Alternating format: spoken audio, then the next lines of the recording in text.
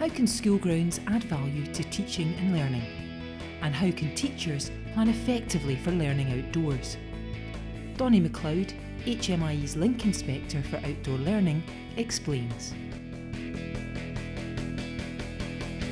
Taking learning outdoors has to be part of what we understand when we look at curriculum for excellence, making it more enjoyable, making it more meaningful and linking it back into classroom work. So doing some sort of preparatory work prior to going outside and then picking it up back in the classroom and getting young people to reflect on it. There must be value in that. And I think you're helping young people to engage with nature, you're helping them to see the possibilities of getting outside, and I think it's by encouraging them to get outside, and even if it's into the grounds of the school, that's the first step in perhaps building within them the confidence to really interact with nature and to do that on a lifelong basis. If staff have been trained and they're confident in their understanding of teaching and learning, then going outside should just be a natural extension of what they do with their children. But there are risk assessments that have been undertaken that can give staff the confidence to go outside, to make that journey, and often when they've made that journey into even the grounds of the school, that's the first step that helps them to realise that, hey, there's nothing too difficult about this, that this is a possibility that I can take forward within my own school. I mean, there's stacks of resources there, and there's good exemplification material. I think the internet's a great source for that. Glow will be used, I think, increasingly for that.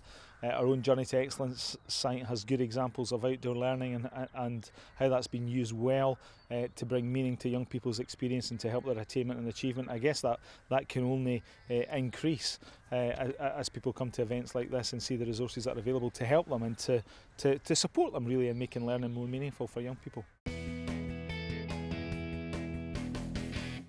It's about planning the learning experience. It's about knowing the young people.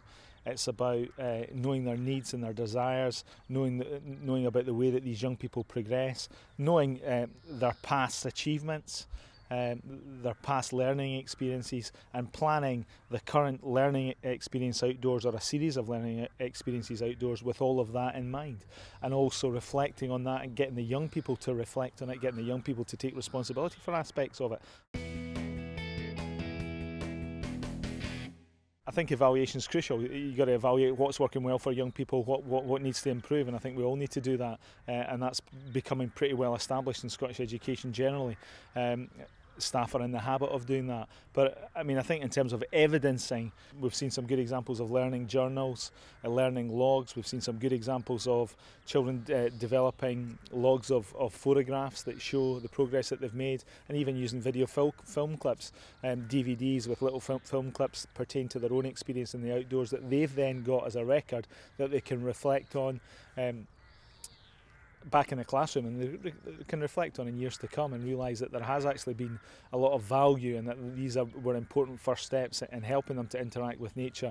I think it's important that the evidence is there for the young people themselves first and foremost, that they have a record, and learning logs, learning journals and photojournals are a good way of doing that. Where outdoor learning is working well and having benefit for young people, then we are looking to use sites like Journey to Excellence to promote that and to share that more widely across the country. And I think increasingly, hopefully, that will be a useful tool and a meaningful tool for staff to pick up on good practice and where it's happening.